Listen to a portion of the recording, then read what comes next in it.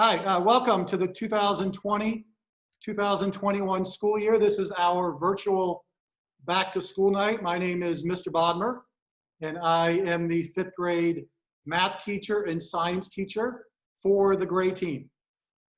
Hi everybody, my name is Mrs. Borjas and I am the grade team language arts and social studies teacher. Welcome. I'll start off by just addressing the logins that your children will be using this year. So we have a really nice setup through Office 365, which all of the students are able to get into already, and we know because they're in Canvas.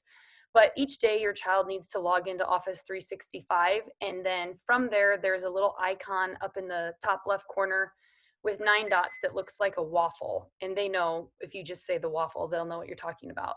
But by using the waffle in Office 365, they can join Canvas, they can log into Zoom, and they can also access all of the Office products like Word and PowerPoint, and their email will be there through Office's Outlook.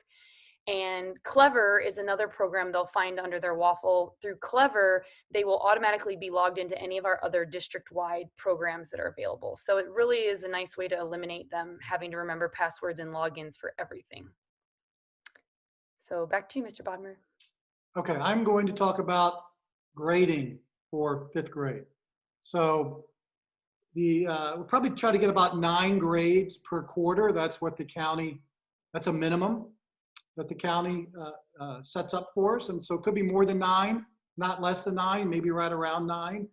And we will be entering grades through the hub, just like we have, well, just like we did definitely last year. So when you log into the hub, you'll be able to see your child's grades. I've put a math grade in for a quiz. I will be entering a science grade soon, and we're wrapping up a math unit test here in the next couple of days. So I also will communicate through either Canvas or Office or Outlook regarding anything that has to do with any challenges we might have run into. For example, there was a couple issues on the math test where one of the answers we had to correct. And today, the students told me they couldn't see their grade for part B of the test. And I said, just email me and I'll let you know what your grade is. So a couple kids have emailed me. So I will communicate back and forth with you guys if you have any questions about the grade book. But please make sure you keep up to date with the grade book through the hub, which is where we'll be keeping their grades this year. So that's pretty much it for the grade book. Reach out to either one of us if you have any additional questions on the grade book. Yep. As for communication this year, we have a really nice office hours set up. So every morning between 9 and 9:30 on Tuesday, Wednesday, Thursday, and Friday, you can reach Mr. Bodmer and I during our office hours. And to do that, you can go to our homeroom course in Canvas and click on the Zoom link or the contact info. And then Mr. Bodmer and I both are just kind of sitting there on Zoom waiting to help anybody who needs it. So if you have questions about things in class, you need help navigating, or just want some support on an assignment, you can meet us there. We also are getting emails all the time, and we try to respond to those in a timely manner. You can also always see within Canvas, there are notifications, and I'll show you in a few minutes. I'm going to do a screen share of Canvas, but some notifications you may be getting through Canvas, and you can choose how you will see those and what all you will get notifications of. So that's another option for staying up to date on what's happening in the courses and with your child's work. And lastly, I would just say, please make sure you're reading our emails. I know it's been overwhelming at the start of the year, but the information we're sending out is important, and we really want you to be aware of what's going on. And sometimes, I mean, the kids have been doing a really good job so far, but sometimes they need a little extra nudge from home. So please just make sure you're taking the time to read our emails when they come. All right, I'm going to talk about some tips for success in fifth grade in the current environment that we're in. So probably tip number 1 would be for the students to be as active on Zoom as possible. That's been a challenge, to be honest. There's been a handful of students that have overly participated And there's been some that have taken a little risk, even though they might not have been 100% sure, which is awesome. I encourage that. And then there's others that they just don't participate. And, you know, I don't know, that is what it is. And I'm going to continue to encourage them and support them and let them know that it's a safe environment. And hopefully the participation, or they'll be more active on Zoom as we go forward. It would be really helpful, and we remind them of this all the time, if they allow us to see them at all times.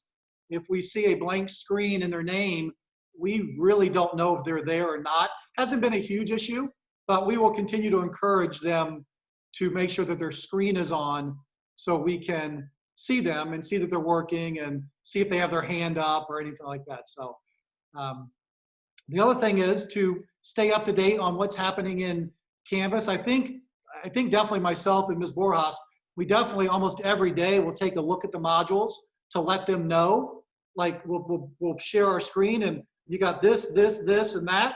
And you should make every effort to solve the assignments as possible.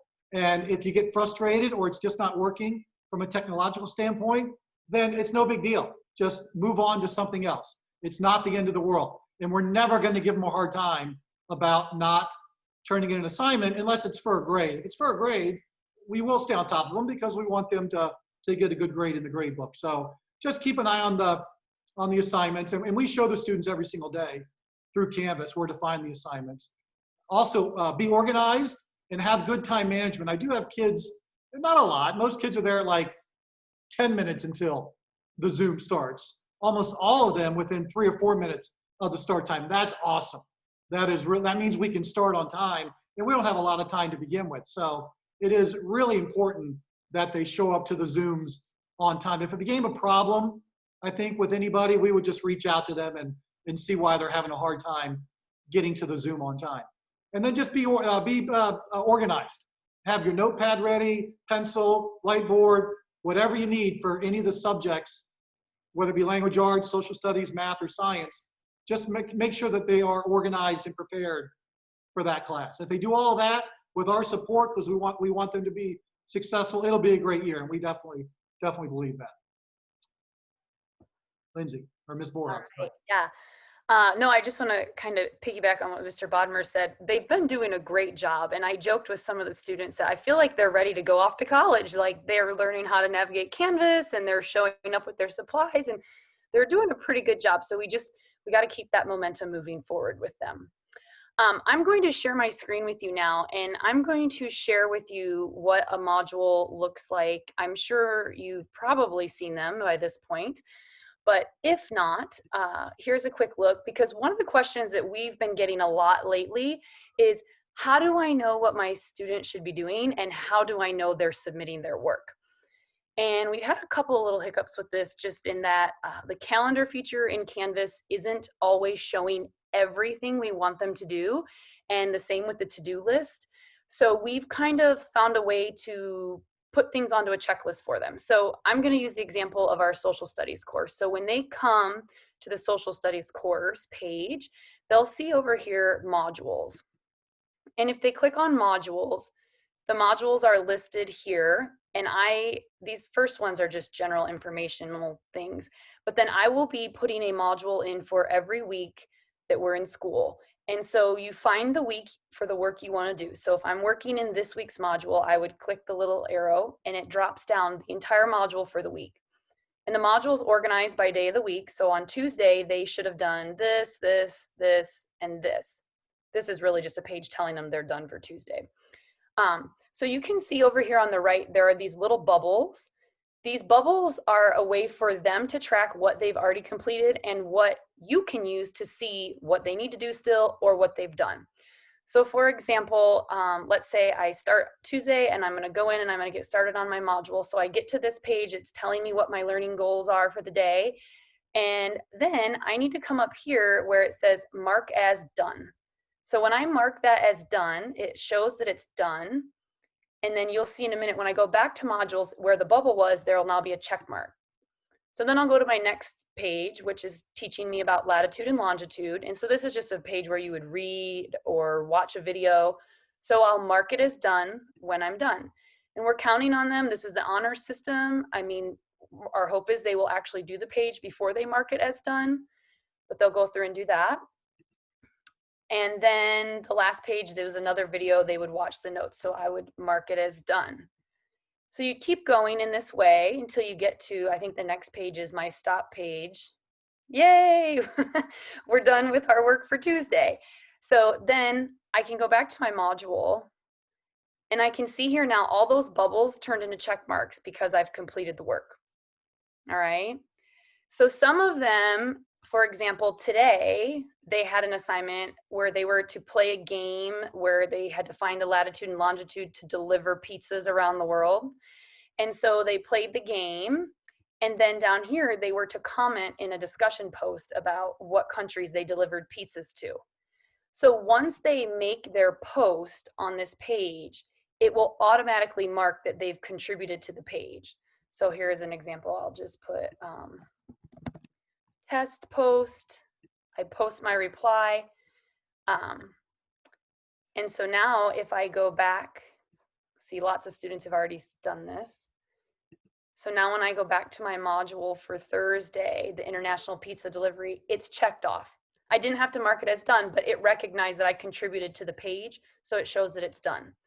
And the last one is here. The other option is submit. They may have to submit something for it to check off. Oh, I'm sorry, you can't see this one because it's not until Friday, so it'll unlock tomorrow. But basically when they submit an assignment, it will automatically register that it's been submitted and it'll check that box off for them as well. And as you just saw, some things they may not see on Monday because it's not happening till later in the week. So if they come to a page that's not available and it's for a day that's in the future, that's just because we haven't unlocked the page for them yet. A lot of times we don't want them to work ahead because, for example, that world map, we're going to talk about that. And I want them to be sure they watch the video and know what they're doing before they start the assignment. So that is the best way right now for you to know what your child is responsible for and what they have done so far and what they need to do. And you can always go back. So say I'm like not sure what my kid did last week. I want to make sure they've done everything. You can go to any of these weeks in the modules and you can see what they've done and what they have not done. And that'll be the same for each subject. And while I'm in here, I will just also show you, I mentioned the notifications. So you would go to your account and then right here it says notifications. And you can choose what you're getting notifications of. So if you're getting a bazillion emails from Canvas, it's because your notifications are probably set either to notify me right away or send a daily summary. So you can go in and choose what types of things you want notifications for, and then how often you want them over here.